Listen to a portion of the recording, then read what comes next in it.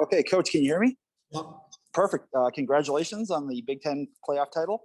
If you wouldn't mind, let's have an opening statement before questions. Couldn't be more proud of our guys. I mean, I'm telling you, 3 games in 3 nights.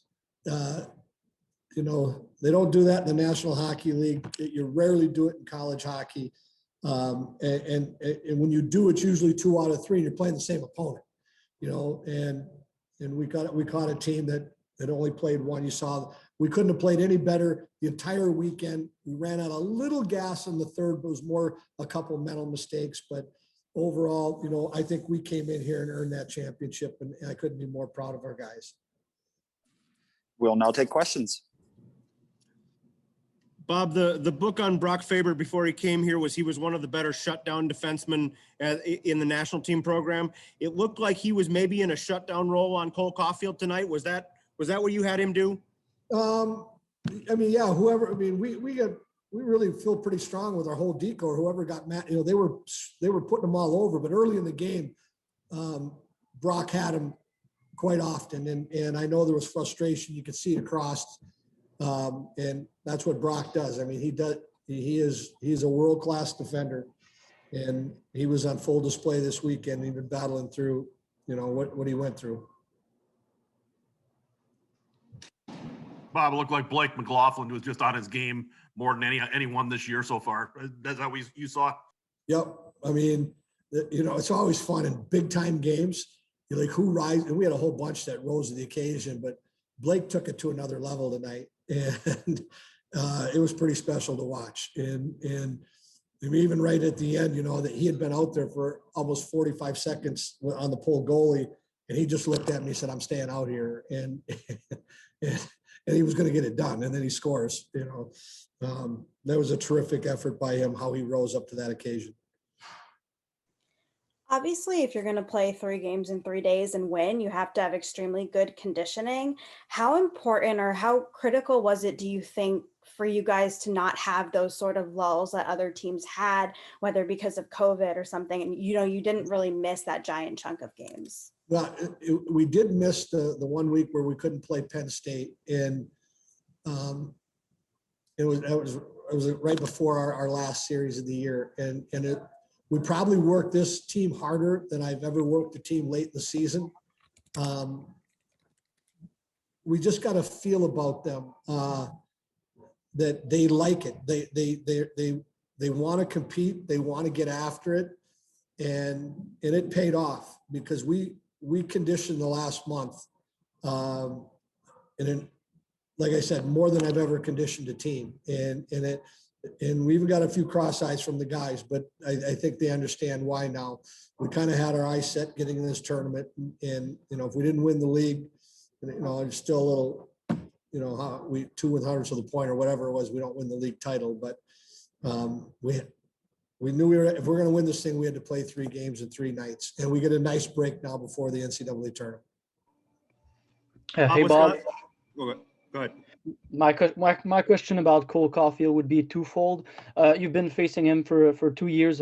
Could you talk to me about the growth you saw in his game today compared to his freshman year? And yeah. Second, how much is he part of your preparation as a team during your pre-scouting process? And what's the blueprint for a shutdown, Cole? Well, we shut him down for about 50 minutes, and that was, and then he's going to find his way. And he is one of the more phenomenal shooters that I've seen in a long time. He has 28 goals now, and not only is it 28 goals, but I'll bet he has 50 pipes. So if it's not in, it is banging off the bar. I mean, his ability to put the puck where he wants to is just uncanny. And to really watch how he's developed over the last 2 years. He was a threat last year. This year, it's more like he's just dangerous. And, you got to keep an eye on him at all times. And you try to slow him down as best you can. And the best thing is to play with the lead. So the 2 times we beat Wisconsin, we had leads and we fell behind in the other games and try to frustrate him. And we did for part of the night tonight. And just the last one, did you see a big improvement in his two-wing game and his game without the puck this year? Yes, absolutely. The big thing with a guy like that, though, is he has the puck most of the time. You know, I mean, I know that's going to be questioned, but those are elite players that you know, his play without the puck, most shifts he finds a way to get it. That's what's just crazy. And they find ways to get him the puck. And that's when he's most dangerous. Thank you, Bob. Bob, you know, you had the one penalty tonight, and I won't ask you to comment on that call, but staying out of the box and just not giving Wisconsin's power play a chance, how important was that? That was the critical part of the whole game. And we knew we would take, you know, one might come our way, and it came in the first period. That penalty kill might have been one of the key reasons for us winning tonight, because they're, you know, they got 30% power play. It's deadly. They got good looks, but we did a great job killing it off. Where the last couple of games and recently we've given one up in the first period. We did not want to chase that team. Bob, Jack got the most outstanding player award for the tournament. What did you think of his performance tonight?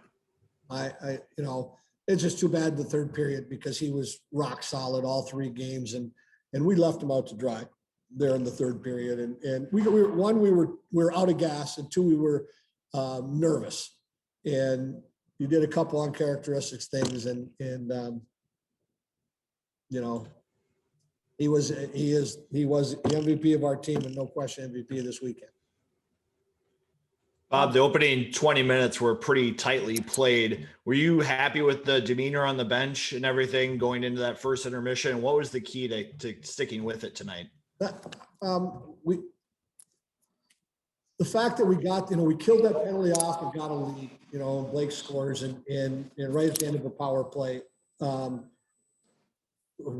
we get real comfortable when we're that way. And now I'm going to tell you, we're comfortable the other way too. When we do fall behind after what we went through, but that we went toe to toe up and down the rink, and we turned the puck over about 4 times, and that's what we talked about between periods. We had to do a better job managing the puck. In the second period, we did that, and it was a dominant second period on our side.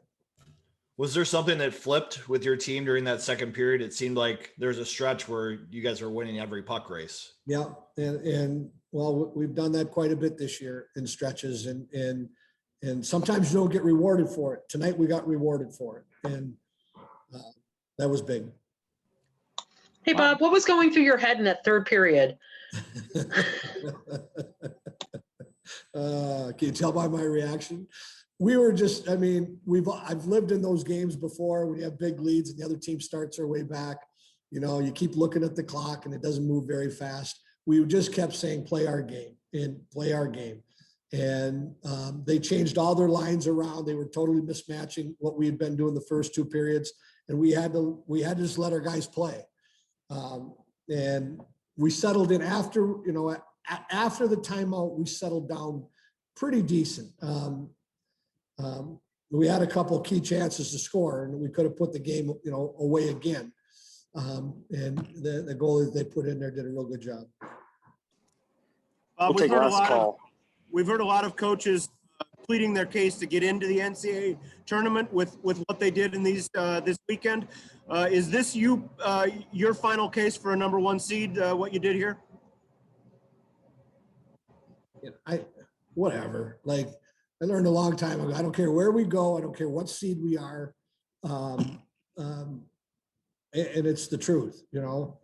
Last year I thought we were one of the top 16 teams in the country at the end of the year, but we weren't going to be in. I mean, our body of work just was a little short. You know, this year our body of work's pretty good. So send us where we need to go and we'll get ready to go.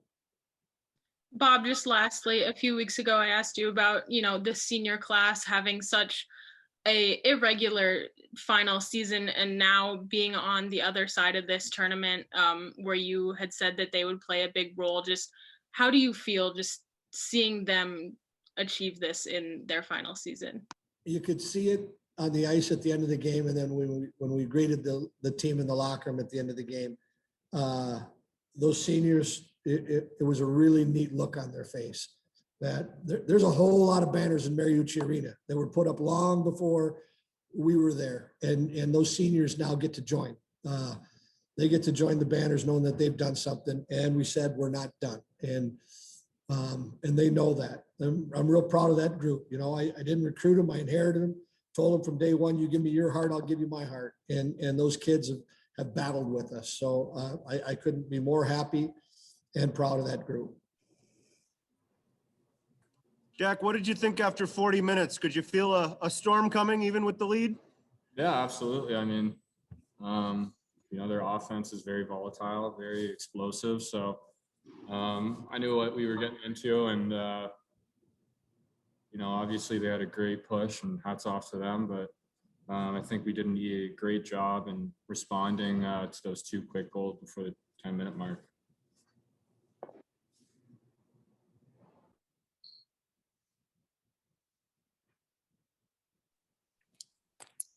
Jack, Any other question? yeah, Jack, was there in the locker room between the second and the third? Obviously, you guys had a big lead. What was the message from the coaching staff as far as sort of keeping your head in the game, especially given you played 3 games in 3 nights? What was the feel there, and what was the message from the coaches? Yeah, I mean, it was Coach Motzko obviously reiterated what he's been reiterating all tournament long, and that's just the fact that we got to, you know, be smart with, you know, our on ice management with our shifts, you know, being really smart and executing our dump ins and so forth.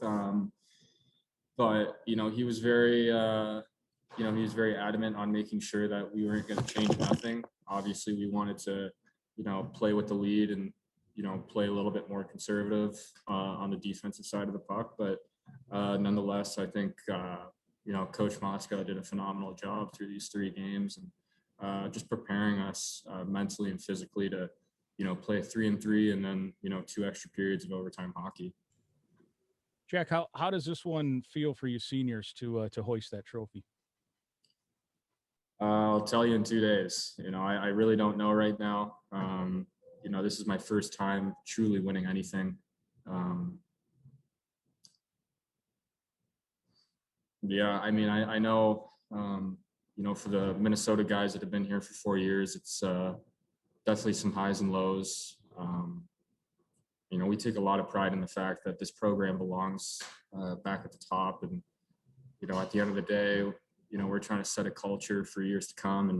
And I think this accomplishment does that. And, you know, I know we have a lot more to give, and, you know, we're coming up on a great time for any college hockey player.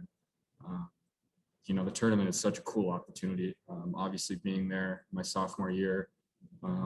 So it's such a great opportunity, and I'm really looking forward to it. And I'm excited to share it with, you know, all my brothers.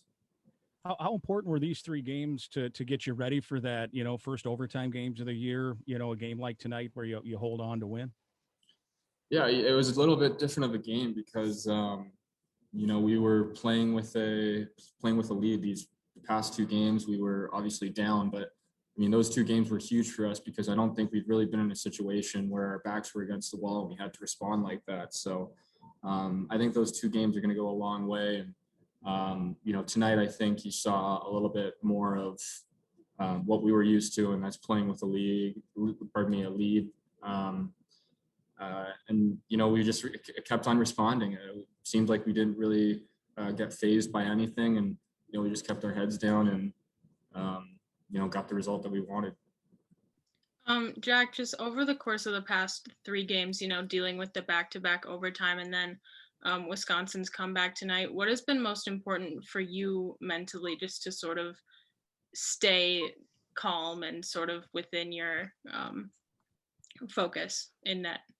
I mean, obviously it's very mentally tiring. I think today was a little bit more of a physical grind, but, you know, for me, I feel like I've been on both sides of the coin, you know, the losing and the winning side, playing and not playing. And, you know, for me, every opportunity I got to play in these situations, it's a privilege. And, you know, it sounds so cliche, but, you know, I'm extremely grateful for the individual opportunities that Coach Motzko has given me. And for me, I kind of just remind myself of that you may be tired, you may be a little bit worn down, but if you were to ask that same kid 2 years ago at Michigan, would it have mattered? He would have said no. He would have died to get in a game like this. So I've been dreaming about this since the day I wanted to go to college. For me, it's holding on to that childhood innocence and that admiration for these opportunities and moments. And in getting past Michigan, to get here tonight to win the championship, was that a big moment for you personally? Yeah, absolutely. I mean, it was never, a me versus Michigan thing. It was a Gophers versus Wolverines. We had a job to do and we did just that. And, I'm so proud of the way we came back from a 2-goal deficit. And, I feel like when we get to overtime, there's just this calm confidence that we possess that, we feel like we have more in the tank and, playing on Olympic size ice, we're just very well conditioned. And, again, I'm just super proud of the boys. Okay, we're now joined by Blake McLaughlin. We only have a couple of minutes for questions for Blake, so let's have at it. So, Blake, did you know you're going to have that good of a game tonight? What was your key? I don't think you ever expect out of a game like that. I think the puck kind of found me. My whole line was just going. Walks and Reedy had a heck of a game. So, you got two guys like that can move the puck, play with a fast-paced game. It makes your life a lot easier. So, Coach Motzko was talking about how much you guys were conditioned at the last month or so. So what was it like for you guys then, and how much do you appreciate it now? I think getting a bag skate here and there, it's never fun, but it was definitely needed. And I think it kind of showed throughout playing 3 games in 3 days. I thought we had a really good jump after the first period, and I think it kind of showed our conditioning. So. Blake, before the game, I noticed after warmups, you and Carfield kind of did a fist bump there before you went into the locker rooms before the game. Did you say, we're going to make your life living hell tonight? No, it was a pretty friendly conversation. He's a really good guy, talented player, obviously, but I just kind of know him throughout playing hockey over the years at that World Junior Showcase. I got to know him pretty well, and he's a superb guy. He's actually really down to earth, and it's pretty awesome to see a guy that's highly touted, that's that humble. So I think, we kind of just gave each other, good luck, have fun, let's play hard. And then, he'll probably text me in about a couple hours just saying congrats once. Take 2 more for Blake. Blake, you guys really tilted the ice down towards the Wisconsin goalie in the second. What were some of the keys for your line and for your team to sort of dominate the possession like you did? I think we talk about it all the time. The golden line is the goal line. That's when we're at our best. Our forecheck's the motor of this team right now. Once we have our forecheck and our ground game going, that's when we really kind of get the pace moving. And so once we get it to the golden line, I think that really helps us. So just keep getting pucks down, winning those one-on-one battles and moving it back to our points. We got really skilled defensemen. So just getting it back to them and let them do their kind of little shimmy shake and put it back down to us, and let us just kind of keep working and hounding on these guys, and maybe get a couple of line changes in and just kind of hound them and get them while they're tired. So. Blake, Okay. What was the message in the last time out there in the third period to close out the game? 5-minute increments, never too high, never too low. They came out, they got a good jump on us. We were kind of scrambling for a bit, and Motz did a really good job of just kind of settling us down. And he just gave us the key words, just go play hockey. Everyone's been in this situation. We've all had these situations in big time games, and just settle down and play hockey. So.